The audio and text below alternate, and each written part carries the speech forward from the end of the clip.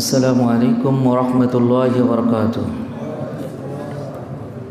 الحمد لله رب العالمين والصلاة والسلام على رسوله الكريم. أعوذ بالله من الشيطان الرجيم. بسم الله الرحمن الرحيم. يا أيها الذين آمنوا كتب عليكم الصيام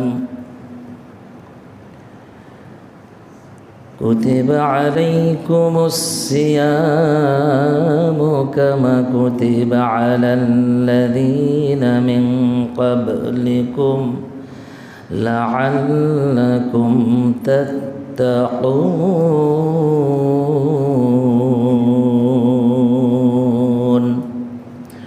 صدق الله العظيم وصدق رسوله النبي الكريم وذلك له شاهدين وشاكرين والحمد لله رب العالمين. بسم الله الرحمن الرحيم. وعن ابن عمر رضي الله تعالى عنه قال قال رسول الله صلى الله عليه وسلم بني الإسلام على خمس: شهادة أن لا إله إلا الله وأن محمد رسول الله صلى الله عليه وسلم وإقام الصلاة وإيتاء الزكاة والحج وصوم رمضان. রওয়াহুল বুখারী।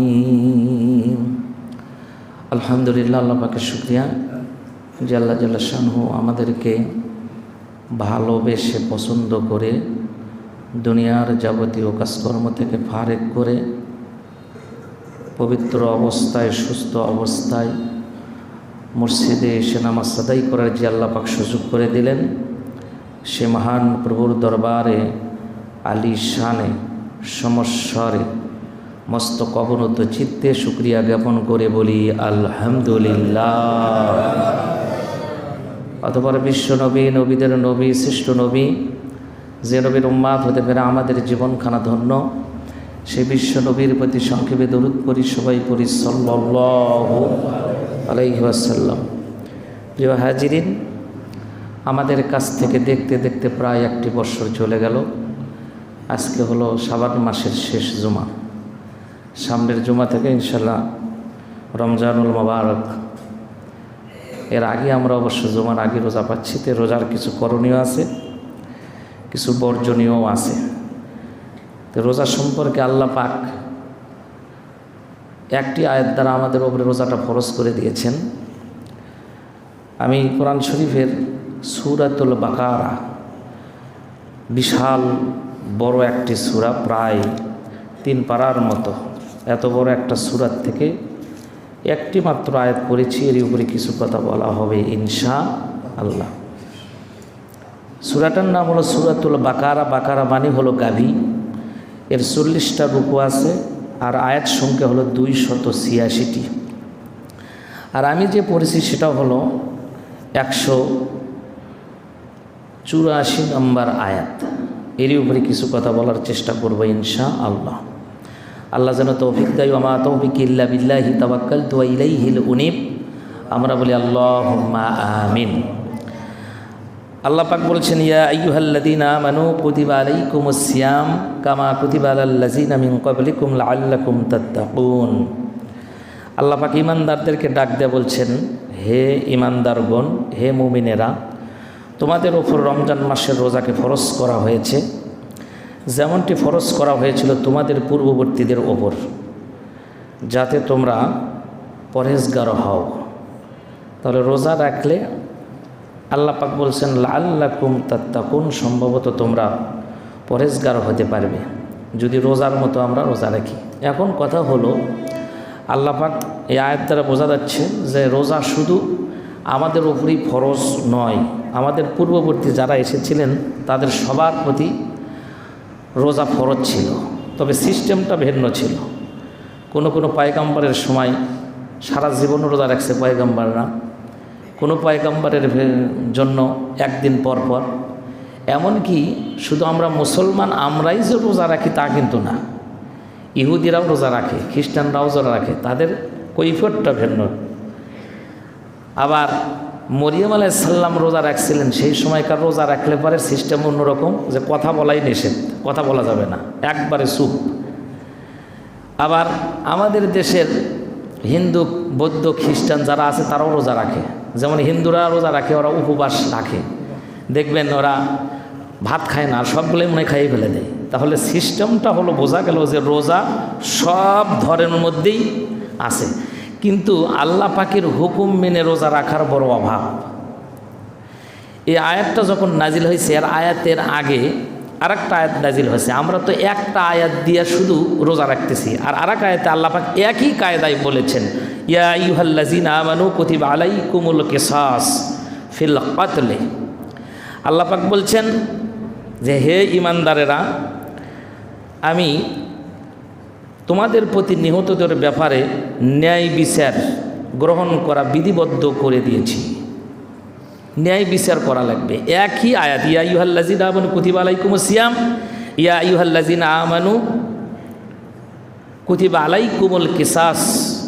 কিসাসটাকে মানুষ যেভাবে অন্যায় অত্যাচার করতেছে সেখানে ন্যায় বিচার করা লাগবে, এ কথাও এই আয়াতের কয়েকটা আয়াতের পূর্বেই সূরা বাকারার মধ্যে নাজিল করেছেন। কিন্তু আমরা এক আয়াত দিয়ে কিন্তু সবই হচ্ছে। রোজা কিন্তু খুব চলতেছে, কুরবানিও চলতেছে, নামাজও চলতেছে, অথচ ন্যায় বিচার আমরা পাচ্ছি না। আল্লাহ বললেন, কোনো মানুষের যদি কেউ মারে, কোনো স্বাধীন মানুষের যদি মারে, আল হুররু বিল হুররি ওয়াল আবদু বিল আবদে ওয়াল উনসা বিল উনসা, কোনো মানুষের যদি কেউ মারে, স্বাধীন মানুষের যদি মানে স্বাধীনের পরিবর্তে স্বাধীন, একজন অযথা মানুষকে হত্যা করবে, ওর হত্যার পরিবর্তে হত্যা, একই কায়দায় এ আয়াতটা রোজার আয়াত আল্লাহ পাক নাজিল করেছেন। অথচ এক আয়াতটা আমরা মানতেছি, আর এক আয়াতটা আমরা ছেড়ে দিছি। আর এই ছেড়ে দেওয়ার কারণেই খুন খারাপি, অত্যাচার, অবিচার বেড়েই চলছে, প্রতিনিয়ত আমরা দেখতে পাচ্ছি। যদি আজকে একজন মানুষকে, একজন সন্ত্রাসী যদি ধরা হতো, একজন চোরকি যদি ধরা হতো, যে ন্যায় বিচার হলো কোরআনের আছে সূরা মায়েদার 38 নম্বর আয়াতে, যদি চোর ধরো হাত কেটে ফেলে দাও, সন্ত্রাসী ধরবা এক পায়ে এক হাত কেটে ফেলে দেবা, যদি থাকতো এই আইন, যদি থাকতো এক আইনে, যে এক আয়াতে যেরকম এক আল্লাহ পাক আইন করছে আমরা রোজা রাখছি, আর এইরকম আইন যদি আরেকটা আমরা পালন করতাম, যে চোর ধরলে হাত কাটা, আমার তো মনে হয় দিন রাত না, সারাক্ষণ 2-4 বছরেও একবারে এক চোরের হাত কাটলে আর বাংলাদেশে চোর খুঁজে পাওয়া যেত না। থাকতো সন্ত্রাসী থাকবে আর চাঁদাবাজি করবে। চাঁদাবাজরা বিশাল বিশাল তলোয়ার নিয়ে চাঁদাবাজি করতেছে, তাও মাইকিং করে। চিন্তা করছেন আপনি কি সাহস? তা আমার মনে হয় ডক্টর ইউনূস সজাগ হওয়া দরকার। আপনি খালি ওইরকমই করেন না, আনা শাসন করারও দরকার আছে না নেই?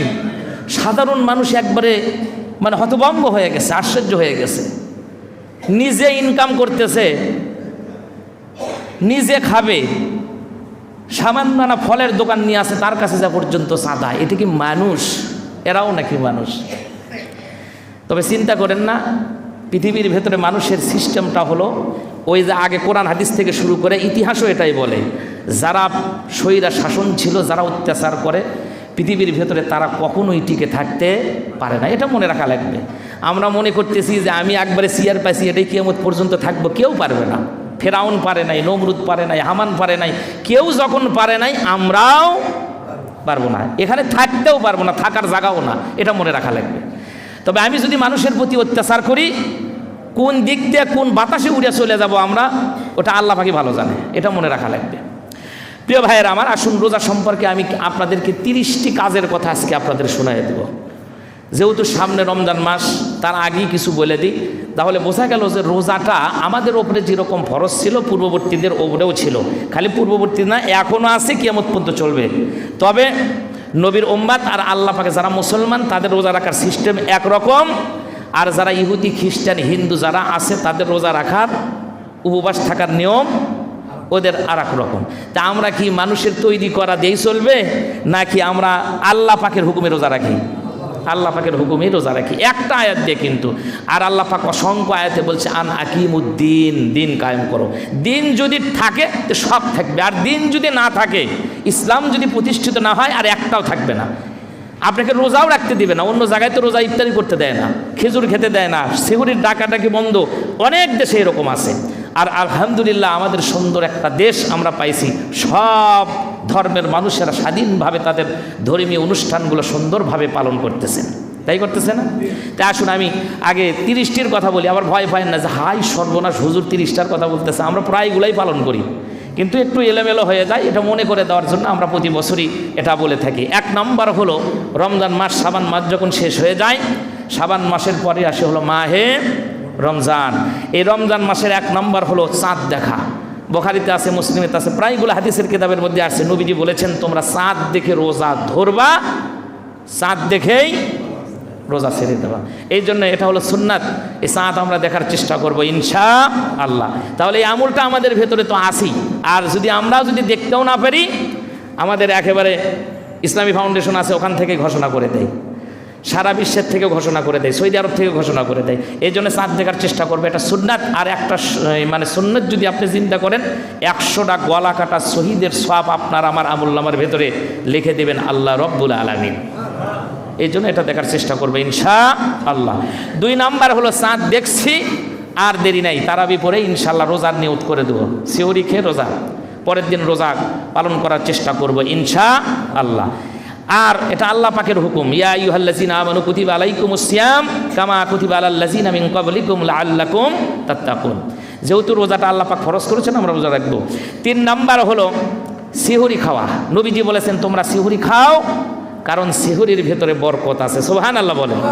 কারণ প্রত্যেকটা রাতে, কুল্লু লাইলাতিন শব্দ ব্যবহার করা হয়েছে, যে প্রত্যেক রাতের আল্লাহ পাক চলে আসেন, আল্লাহ পাকের চলে আসেন আর বান্দাদেরকে শেষ রাতে বলতে থাকেন আসো, কে আসো গুনাহগার, আমি আমার আল্লাহর কাছে চাও, আমি তোমাদের জীবনের সব গুনাহ খাতা মাফ করে দেব। কে আসো ঋণগ্রস্ত ব্যক্তি, ঋণের জন্য হাকাখার করতেছো, দৌড়দৌড়ি করতেছো, আমার কাছে চাও, ঋণ পরিশোধ করার ব্যবস্থা আমি আল্লাহ পাক করে দিব। সেই জন্য সিহরি খেলে সিহরির মধ্যে বরকত আছে। আর ইহুদি খ্রিস্টানরা, হিন্দুরা, ওরা রোজা রাখে, ওরা কিন্তু সিহরি খায় না। এই জন্য আমরা সিহরি খাবো। নবীজি বলেছেন একটা খেজুরও যদি হয়, খেজুর দেওয়া হলেও সিহরি খাবেন। একে রোজা রাখার জন্য একেবারে গরু খাসি জব করে খাওয়া লাগবে এমন কিন্তু না। আমি আমার নিজের কথাই বলতেছি, মাঝে মধ্যে যখন রোজা রাখি মাসের মধ্যে, তখন আমি ওই কখন আর ওই শেষ রাতে বাড়িয়ালি ভাত রাত পাক করবে, ওই 2-4টা খেজুর খাই রোজা, ব্যাস, সমস্যা হয় না। আবার অনেক সময় মাহফিল থেকে চলে আসি, খিচুড়ি থাকে, খিচুড়ি খাই রোজা। তো যাই হোক, এই জন্য রোজা রাখবেন, রোজা রাখলেই সুস্থ থাকা যায়। অনেক ডাক্তাররাও এ কথা স্বীকার করেছেন, রোজা রাখলেই সুস্থ থাকবে, এটা নবীজির কথা। এই জন্য আমি গত বছর মনে হয় বলেছিলাম যে জার্মানিতে একটা সরকারি হাসপাতাল আছে, ওই হাসপাতালের গেটেই মূল ফটকেই লেখা আছে, সুস্থ থাকতে চাও তোমরা রোজা রাখো। নিচে লেখা আছে দি প্রফেট মুহাম্মদ সাল্লাল্লাহু আলাইহি ওয়াসাল্লাম। তার মানে মুহাম্মদ সাল্লাল্লাহু আলাইহি সাল্লামের এটা বাণী। তাহলে ইহুদি খ্রিস্টানেরা তারাও মুহাম্মদ সাল্লাল্লাহু আলাইহি সাল্লামকে স্বীকার করে। সেই জন্য আমরা এই রমজান মাস না, 3 বছরে তো মাঝে মাঝে তো 3টা রোজা রাখা দরকার নফল রোজা হিসেবে। এরপরেও এটা তো ফরজ করে দিয়েছেন, এই রোজা তো আমরা রাখবই ইনশাআল্লাহ।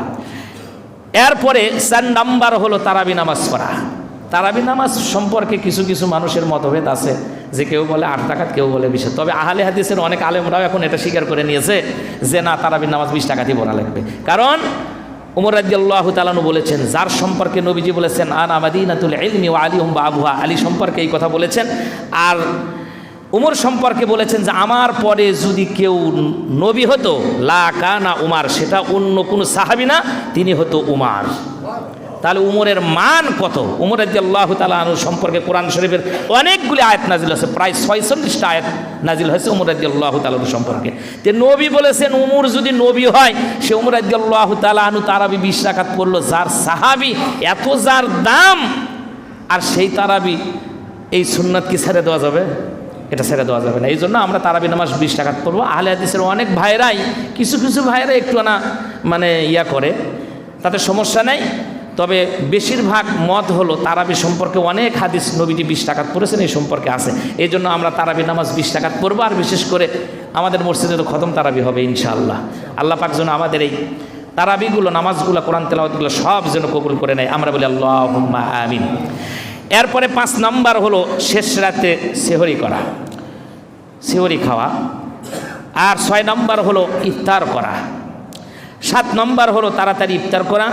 আর 8 নম্বর হলো ইফতারের দোয়া পড়া। এখন এটি কিছু কথা আছে, ইফতার তাড়াতাড়ি করা, তাড়াতাড়ি মানে এই নয় যে বেলা না ডুবে যেতে আগে ইফতার করা শুরু করে দেব, না, এটা করা যাবে না। ইফতার যদি আবার বেশি তাড়াতাড়ি করেন তাহলে একটা হাদিস শোনেন। হাদিসটা বর্ণনা করেছেন মুসনাদ আহমদের ভেতরে হযরত উমামা রাদিয়াল্লাহু তাআলা আনহু। তিনি বলেন যে নবী করিম সাল্লাল্লাহু আলাইহি সাল্লাম বর্ণনা করেন যে তিনি ঘুমাচ্ছিলেন, ঘুমের ভেতরে তাকে 2 জন লোক এসে তার 2টা হাত ধরলেন, ধরার পর বললেন চলেন। বলে কই যাব? বলে সামনের দিকে চলেন। নবী করিম সাল্লাল্লাহু আলাইহি সাল্লাম তাদের সাথে হাঁটতে লাগলেন। কিছু দূর যাওয়ার পর দেখতে পারলেন বিশাল বড় উঁচু পাহাড়। নবীজি বললেন আমি এতে কেমনে উঠবো? তো 2 জন বললো এত বড় পাহাড়, আপনাকে সহযোগিতা করা হবে, আমরা 2 জন মিলেই আপনাকে পাহাড়ের উপরে উঠাইয়া দিব। নবী করিম সাল্লাল্লাহু আলাইহি সাল্লাম পাহাড়ের উপরে উঠলেন, 2 জন সাহাবী সহযোগিতা করলেন। পাহাড়ের উপরে যখন একেবারে সমান জায়গার ভেতরে পৌঁছে গেছেন, নবী করিম সাল্লাল্লাহু আলাইহি সাল্লাম বলেন যে আমি শুনতে পারলাম বিশাল আওয়াজ, মানুষের আওয়াজ। আর ওই 2 জনকে জিজ্ঞাসা করলাম, আচ্ছা এত আওয়াজ, এরকম আওয়াজ তো কোনোদিন শুনিনি, এই আওয়াজটা কোথা থেকে ভেসে আসলো? বলে আপনি কিছুক্ষণ পরে দেখতে পারবেন, সামনের দিকে তাকায় দেখেন।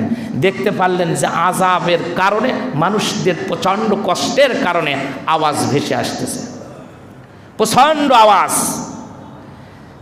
নবীজি বললেন এরা কারা?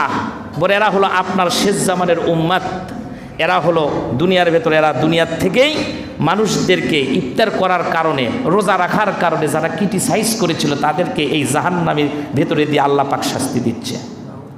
নবী করিম সাল্লাল্লাহু আলাইহি সাল্লামের তাদের চোখের সামনে ছবিগুলো উঠানো হলো। পাহাড়ের ওপর থেকে নবীজি লক্ষ্য করে দেখতে পারলেন যে তাদের চিল্লাচ্ছে শুধু নয়, পাগুলোকে উপরের দিকে বেঁধে রাখা হয়েছে। তা পায়ের গুছা যে আছে, গুছার মাংসগুলো জাহান্নামের একেবারে আগুনের রশি দিয়ে বেঁধে রাখা হয়েছে। নবী করিম সাল্লাল্লাহু আলাইহি সাল্লাম এই দৃশ্যটা দেখলেন। আর তাদের মুখগুলা ফেরেশতারা টেনে হিঁচড়ে একেবারে বড় করে ফেলে দিচ্ছে, আর মুখের ভেতর থেকে রক্তগুলো প্রবাহিত হচ্ছে। সাহাবীরা নবীজি জিজ্ঞাসা করলেন যে এই যে এদের যে কষ্ট দেওয়া হচ্ছে এরা কারা? বলে এরা হলো আপনার কিয়ামতের পূর্বে কিছু উম্মাত আছে যারা রোজা রাখে তো নাই, বরং আরগুলা যে রোজা রাখছে তাদেরকে ক্রিটিসাইজ করতো, কষ্ট দিত, আর এই কারণে আল্লাহ পাক এদের মুখ দিয়ে রক্তগুলো প্রবাহিত করে দিচ্ছেন, এই জন্য এদেরকে শাস্তি দিচ্ছেন। আর এই লোকগুলা ইফতারের সময় না হতেই তারা ইফতার দিলে তারা ব্যস্ত থাকতো, ইফতার আগে করে ফেলে দিত। এই জন্য আমি নিজে তো রোজা রাখিনি, আর একজনের জন্য রোজা নষ্ট হয়, এই জন্য আগে শুরু করে দিয়েছে।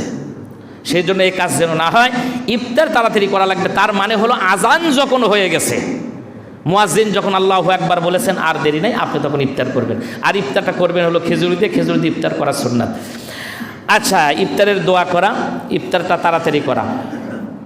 9 নম্বর হলো ইফতার ও সিহুরিতে খেজুর খাওয়া। ওই যে আমি আগে বললাম যে খেজুরটা ইফতারের সময়ও খাবেন, শেষ রাত্রেও 2, 3টা, 6টা যদি খেজুর খান আপনার আর অ্যান্টিঅক্সিডেন্ট A to Z ভিটামিনের দরকার হবে না। অনেক সময় হয় যে বেস্টাম গোল্ড খাই না আমরা, বেস্টাম গোল্ড, জোভিয়া গোল্ড, সেনা গোল্ড, অনেক ভিটামিন অনেক রকমের আছে, এই ওষুধগুলো আমাদের আর লাগবে না। এটা নবী করিম সাল্লাল্লাহু আলাইহি সাল্লাম এই জন্য খেজুর পছন্দ করেছেন। আমি আর আপনি বেশি বেশি করে খেজুর খাবো বলে হুজুর খেজুরের যে দাম, আল্লাহ পাক ব্যবস্থা করে দিক কম করার, আমরা বলি আমিন। এরপরে 10 নম্বর হলো সকল প্রকার গুনাহ বর্জন করা। এই তো যে দিন রোজা আসতেছে, একে তো রোজার মধ্যে গুনাহ তো করাই যাবে না, সেই জন্য সব গুনাহগুলো বর্জন। যেখানে যে অবস্থায় আছেন, সিনেমা দেখতেছেন বন্ধ, নাটক দেখতেছেন বন্ধ, অশ্লীল খারাপ কিছু দেখতেছেন বন্ধ, ওজনে কম, খাদ্যে ভেজাল, চুরি, ডাকাতি, চাঁদাবাজি, সন্ত্রাসী যা আছে সব বন্ধ। তবে আমি আর আপনি মসজিদের বক্তৃতা দিয়ে মাহফিলে ওয়াজ করে চাঁদাবাজি, সন্ত্রাসী বন্ধ করা যাবে না। বন্ধ যদি করতে হয় কোরআন শরীফের একটা আয়াত যদি সংসদ ভবনে চলে যায় তাহলেই বন্ধ হয়ে যাবে, তাহলেই বন্ধ হয়ে যাবে। আমার ওয়াজ কিয়ামত পর্যন্ত চললেও আপনিও যদি ওয়াজ করেন, দুনিয়ার সব মানুষ যদি ওয়াজ করে, নবীর চাইতে বেশি ওয়াজ পৃথিবীতে কেউ করে নাই। 11 বছর ধরে নবীজি ওয়াজ করছেন, ওয়াজ করে দেখা গেল নবী ওয়াজ যা করে লোকজনগুলো শোনার পর ওখান থেকে যাওয়ার পরে যা ছিল তাই হয়ে যায়। এরপরে আল্লাহ পাক তাকে শিখাইয়া দিলেন যে এই অবস্থা চলবে না, কারণ ওয়াজআলনি মিন লাদুনকা সুলতানান নাসীরা, আপনি আমার কাছে দোয়া করেন, হে নবী আমাকে আপনি সুলতান বানান, বাদশা বানান, আমাকে সাহায্য করেন, আর আমাকে আবু জেহেল যে সিয়ারের ভেতরে আছে ওই পাওয়ারটা আমাকে দেন। ওই সিয়ার না দেওয়া পর্যন্ত আপনি ওই আবু জেহেলের কথা বন্ধ করতে পারবেন না, লোকজনও আপনার কথা শুনবে না। এরপরে আল্লাহ পাক তাকে নবীজিকে মেরাজ করাইছিলেন, লম্বা ঘটনা, ওইদিকে যাব না আমি। তো এই জন্য আমি আর আপনি যতই এই খারাপ কিছুর ফজিলত দিয়ে যতই কিছু কই, ফজিলত দিতে দিতে দিতে দিতে হুজুররাই ফজিলত হয়ে গেছে, ফজিলতপূর্ণ হয়ে গেছি আমরা, তারপরেও পরিবর্তন হচ্ছে না। তার কারণ হলো সব সময় গরম কি বলে নরম দিয়া চলে, সব সময় নরম দিয়া চলে না। যত কিছুই আপনি কারুবারু করেন কিচ্ছু হবে না, মাঝে মধ্যে এনা লাঠিলে এনা হুঙ্কার দেওয়া লাগবে, হুঙ্কার দিলি শেষ, হুঙ্কার ছাড়া কোনো কাজ হবে না। তো যাই হোক, যদি এই সকল প্রকার গুনাহ বর্জন না করি, নবীজি বলেছেন মিথ্যা কথা এবং খারাপ অশ্লীল কথার থেকে তুমি যদি নিজেকে কন্ট্রোলে না করতে পারো, তোমার মতো রোজাদারের আল্লাহর কাছে দরকার নেই। যে হারামও চলতেছে রোজাও চলতেছে, ওটা না খায় থাকা, ওই সাম্বাদুর যেরকম দিনের বেলা না খায় থাকে, রাতের বেলা বেশি করে খায়, তো আমরা ওই রোজাদার যেন সাম্বাদুর মার্কা রোজাদার না হই, এটা মনে রাখা লাগবে। এরপরে 11 নম্বর হলো রোজা অবস্থায় দোয়া করা। রোজাদারদের জন্য দোয়া কিন্তু কবুল হয়, সব সময় জবানের ভেতরের জন্য থাকে আল্লাহর নাম বেশি বেশি। কয়েকটা কাজ করতে হয়, নবী করিম সাল্লাল্লাহু আলাইহি সাল্লাম বলেছেন রোজাদারদের জন্য শুভ সংবাদ তো আছে, তার ভেতরে 1 নম্বর কাজ হলো রোজাদাররা করবে হলো 1 নম্বর হলো কালেমা পড়বে বেশি করে, লা ইলাহা ইল্লাল্লাহ, এই জিকির করবেন, সুবহানাল্লাহ, আলহামদুলিল্লাহ, আল্লাহু আকবার, লা ইলাহা ইল্লাল্লাহ, এই দোয়াগুলো বেশি বেশি করে পড়বেন, আপনারা আমার মর্যাদা আল্লাহ পাক বৃদ্ধি করে দেবে। 2 নম্বর কাজ হলো রোজা অবস্থায় আস্তাগফার বেশি বেশি করে পড়া, সব সময় পড়বেন আস্তাগফিরুল্লাহ আস্তাগফিরুল্লাহ আস্তাগফিরুল্লাহ। যে অবস্থায় আছেন এটা পড়লে একেবারে যে খুব লম্বা কিছু করা লাগতেছে তা না, আপনি যে অবস্থায় থাকেন সব সময় আপনি বলবেন আল্লাহ আমাকে ক্ষমা করে দাও, আল্লাহ আমাকে মাফ করে দাও, আস্তাগফিরুল্লাহ। নবীজি এই দোয়া দিনের মধ্যে এমন কোনো দিন নেই 70 থেকে 100 বারের অধিক সময় তিনি পড়তেন। যে নবীর কোনো গুনাহ নেই সেই নবী যদি আল্লাহর কাছে ক্ষমা চায় আস্তাগফার পরে, আমি আর আপনি তো কিছুই না। এরপরে 3 নাম্বার হলো জান্নাতুল ফেরদাউসের জন্য দোয়া করা, সব সময় জান্নাতুল ফেরদাউসের জন্য দোয়া করব এই রোজার ভেতরে, রমজান মাসে। 4 নাম্বার হলো জাহান্নাম থেকে পানা চাওয়া, এই 4টা কাজ অন্তত করব, তার ভেতরে কালেমা আছে, জিকির আছে, এই কাজগুলো বেশি বেশি করে করব। তাহলে 12 নাম্বার হলো মিথ্যা কথা ত্যাগ করা। রমজান মাসে যাতে যেন আমরা মিথ্যা কথা না বলি সেটা সজাগ থাকতে হবে, আমাদের মুখের ভেতরে লাগাম লাগবে, বেড়া দেওয়া লাগবে। যদি বেড়া না দেই মিথ্যা কথার থেকে আল্লাহ পাক যেন আমাদেরকে হেফাজত করে, আমরা বলি আমিন। মিথ্যা কথা না বলেও বেকায়দাই হয়ে গেছে মানুষের, এমন বেকায়দা হয়ে গেছে, আপনি মানুষে কয়দিন দিয়ে সহযোগিতা করবেন, 1 দিন দিলেন 2 দিন দিলেন, আপনাকে দিবে না, আপনি চাবেনও না তো দিবেনও না, অথচ সুদের টাকা ঠিকই দিবে, আর আপনি খরচ দিয়েছেন ওটা দিবে না। আর যদি দোকানদার হন বাকি যদি দেন হাল খাতা করেও টাকা ওঠে না। এমন একটা দেশে বসবাস করি, অথচ উচিত ছিল আমাদের যে দোকানদার কেন হালখাতা করবে, হালখাতা করবো আমি বাকি নিছি, যে ওকে দাওয়াত দেওয়া বাসায় নিয়ে যে খাওয়ায় যে 1 বছর কি 6 মাস 3 মাস হলে তুমি বাকি দিয়েছো, তাহলে এটা আমার বাসায় খাওয়া দাওয়া করে টাকাগুলো নিয়ে আসো। আর দোকানদাররাই যে বিপদের মধ্যে পড়ছে, খালি দোকানদারকে, অনেক শিক্ষকগুলো প্রাইভেট পড়ায় শিক্ষকরা পর্যন্ত হালখাতা করে টাকা তোলা লাগে। হাই রে মুসলমানের চরিত্র আমাদের, জানেন কি সুন্দর চরিত্র আমাদের। যাই হোক, মিথ্যা কথার থেকে আল্লাহ পাক আমাদের হেফাজত করুক। আর 13 নাম্বার হলো ঝগড়া পরিহার করা, আমরা মানুষের সাথে ঝগড়া করব না। ওই ব্যক্তির জন্য জান্নাত তাকায়া থাকে, ওই ব্যক্তির জন্য ফেরেশতারাও দোয়া করে, হকের ওপরে আছে, ন্যায় বিচারের ওপরে আছে, হকের ওপরে আছে, তারপরেও মানুষের সাথে ঝগড়া করে না, ওখান থেকে পাশ কাটে চলে যায় না। ওই মূর্খর সাথে কথাবার্তা বলে তর্ক করে লাভ আছে, যার কারণে নিজে ওখান থেকে আস্তে করে সরে যায়। নবীজি বলেছেন এই লোকের জন্য জান্নাতটা অপেক্ষা করতে থাকে, আর ফেরেশতারা পর্যন্ত তার জন্য দোয়া করতে থাকে। এই জন্য রোজা অবস্থায় আমরা ঝগড়া করব না। এরপরে 14 নাম্বার হলো নেক আমল করা।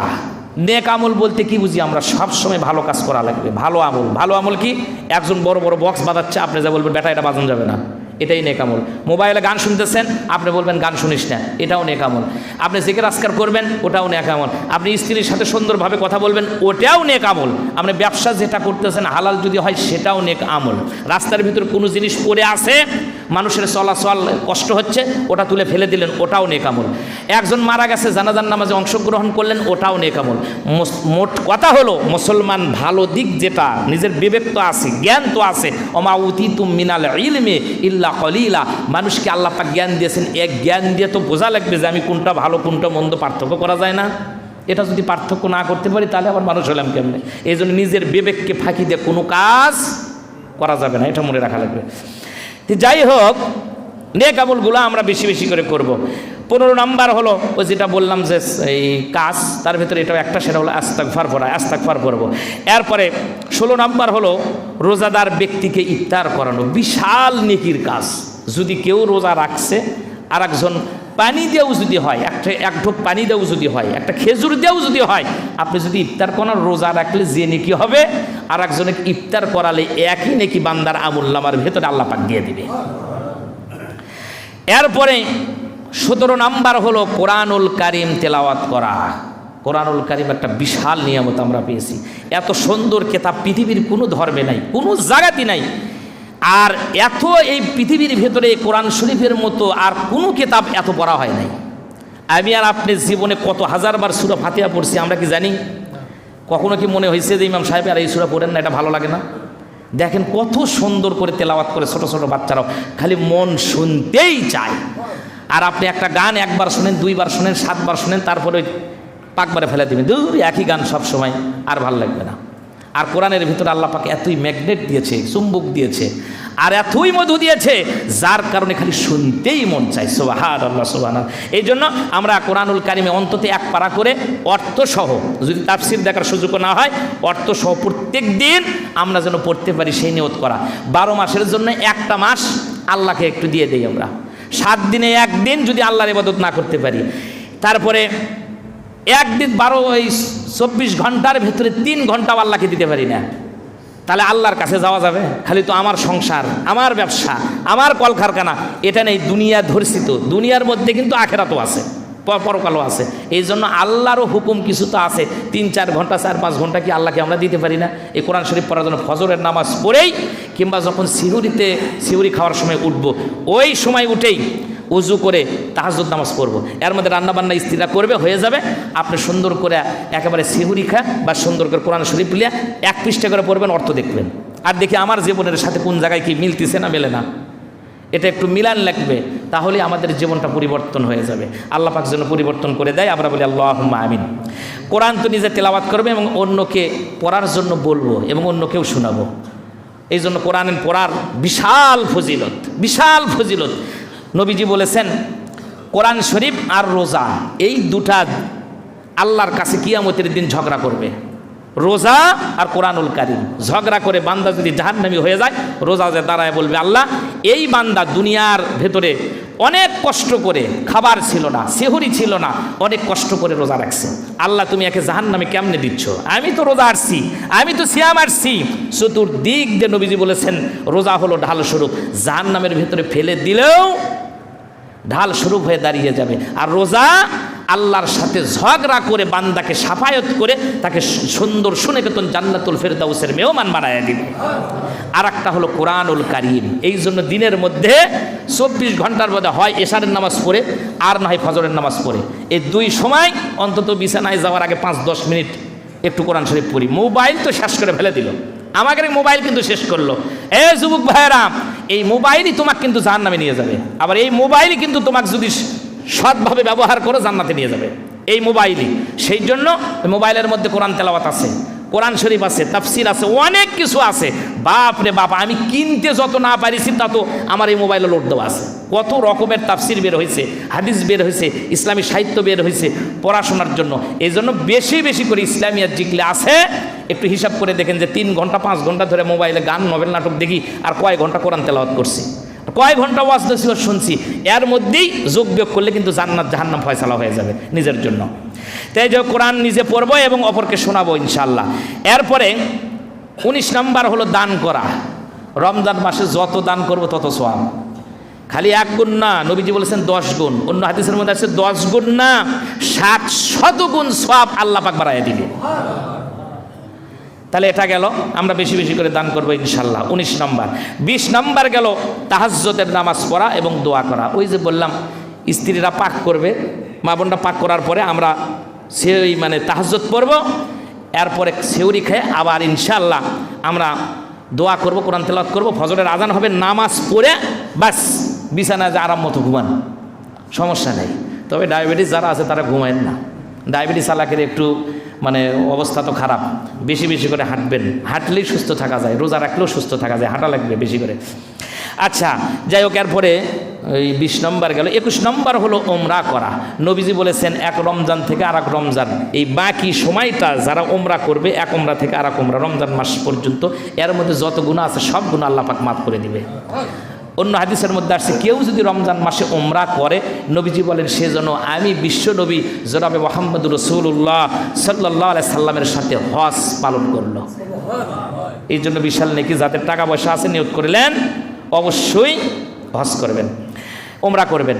22 নম্বর হলো রমজান মাসের শেষ দশকে ইতিকাফ করা। 23 নম্বর হলো শেষ দশকে আমলের মাত্রা বৃদ্ধি করা। ওই যে ইতিকাফ করবেন আর কোরআন হাদিসের চর্চা করবেন, পড়তে যারা পারি না, যা পড়ে যে পারে তার কাছ থেকে শিখে নেব। 24 নম্বর হলো পরিবার সহ বেশি বেশি ইবাদত করা। পরিবারের ছেলে মেয়ে যা আছে সবাইকে বলবো যে না তোমরা কোরআন পড়ো, তাসবিহ তাহলিল পড়ো, কিন্তু মা বোনরা সোজা।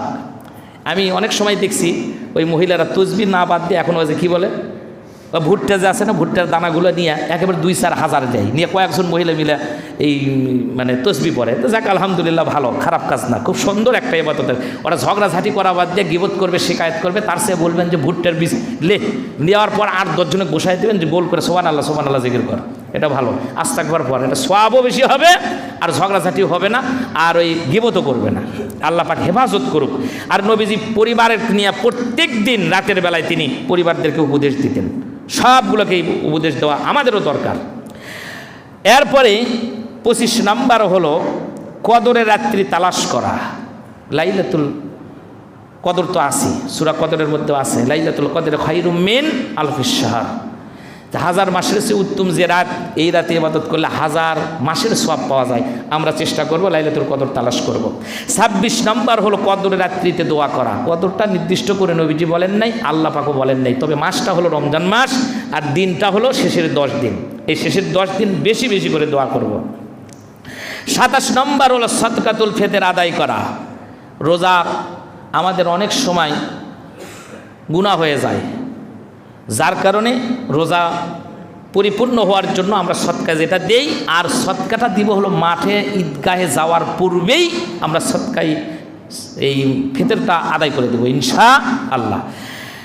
28 নম্বর হলো জাহান্নাম থেকে আল্লাহর কাছে পানা চাওয়া। 29 নম্বর হলো জান্নাতের জন্য আল্লাহর কাছে দোয়া করা। আর 30 নম্বর হলো কল্যাণকর কাজ করা। এই 30টার কথা বলছিলাম, 30টার মধ্যে আমরা অনেকগুলো অলরেডি করি। এই 30টার কথা যে আমি বললাম, আমি সহ আপনারা সবাই যেন আমল করতে পারি, আল্লাহ যেন তৌফিক দেয়, আমরা বলি আল্লাহুম্মা আমিন। তো মোট কথা হলো আল্লাহ পাকের হুকুম হলো ইয়া আইয়ুহাল্লাযিনা আমানু কুতিবা আলাইকুমুস সিয়াম কামা কুতিবা আলাল্লাযিনা মিন ক্বাবলিকুম লাআল্লাকুম তাত্তাকুন। আল্লাহ পাক বলছে আমি তোমাদের রমজান মাসের রোজাকে ফরজ করে দিয়েছি। এখানে পৃথিবীর কোনো মানুষের কোনো হুকুম নয়, এটা কার হুকুম? আল্লাহর হুকুম। এজন্য আল্লাহ হুকুম করেছেন, দেহ দিয়েছেন আল্লাহ, কোরআন শরীফও দিয়েছেন আল্লাহ। যখন আল্লাহ পাকে দিয়েছেন সেই আল্লাহই হুকুম করেছেন। রোজা রাখলে সুস্থ থাকা যায়, মানুষ মারা যায় না। অনেক মানুষ আছে রোজা থেকে শরীরটা শেষ করব, যত খাবেন তত রোগ হবে। আর এখন বর্তমানে যে পরিস্থিতি, সব জায়গায় ভেজাল, খাবার যেগুলো খাচ্ছি সব ভেজাল। এখন তো চায়নারা দেখলাম ওই প্লাস্টিকের চাল বানাচ্ছে, ওটা যদি পেটের মধ্যে যায় তাহলে কী হবে বুঝতেছি নি তো। এই যে ফলমূল যেগুলো খাচ্ছি আমরা, সব জায়গায় খালি ভেজাল আর ভেজাল। এই জন্য বরং সে ভোগে কিন্তু শান্তি নেই, ত্যাগেই শান্তি। তা আল্লাহ পাকের কাছে আমরা নিয়ত করি 1 মাস যার যে অবস্থায় আছেন, যদি রোজা অবস্থায় মারা যায়, মরে তো যাবই, যেমনে হই ওই ডায়রিয়া পাতলা পায়খানা হয়ে মরার চাইতে রোজা অবস্থায় শাহাদতের মৃত্যুলে দুনিয়ার থেকে বিদায় হয়ে যাওয়া ভালো। রোজা অবস্থায় যদি মারা যান, মসজিদের ভিতরে যদি মারা যান, এই অবস্থায় সিজদা অবস্থায় কোরআন তেলাওয়াত করতে করতে যদি মারা যায়, এই অবস্থায় কিয়ামতের দিন আল্লাহ পাক উঠাবে। এই জন্য আমরা যেন আমাদের মৃত্যুটা যেন আল্লাহ পাক এই রমজান মাসেই দেয়, আর মৃত্যুটা যেন কোরআন তেলাওয়াত অথবা নামাজের মধ্যেও আমাদের হয়ে যায়। আমরা বলি আল্লাহুম্মা আমিন। আর এই রোজাটা ছেলে মেয়ে যা আছে সবার জন্য আল্লাহ পাক ফরজ করে দিয়েছেন, আমরা রোজা রাখবো ইনশাআল্লাহ। প্রিয় হাজিরিন, এরপরে 30টার কথা বলতে আমার সময় শেষ হয়ে গেল, আমি আর আলোচনা বাড়াবো না। সামনের দিনে মাহে রমজান, মানে ডাক্তারের দৃষ্টিতে মাহে রমজান, ডাক্তাররা কি বলেছেন, তবে আমাদের বাংলাদেশের ডাক্তার না, সব ডাক্তার হলো বেশিরভাগই খ্রিস্টান, ইহুদি, এদের মধ্য থেকে ওই ডাক্তারদের কি মতামত এই সম্পর্কে আলোচনা করা হবে এবং ফজিলত সম্পর্কেও কিছু আলোচনা করব। আজকে তো 30টার আলোচনা হলো, সামনের জুম্মায় আমরা সকাল সকালে আসার চেষ্টা করব ইনশাআল্লাহ। আল্লাহ যেন আমাদের সবাইকে তৌফিক দেয়। আমরা বলি আল্লাহুম্মা আমিন। যারা পরে আসছেন, যারা সুন্নত পড়েন নাই, তারা সুন্নত পড়ে নেন।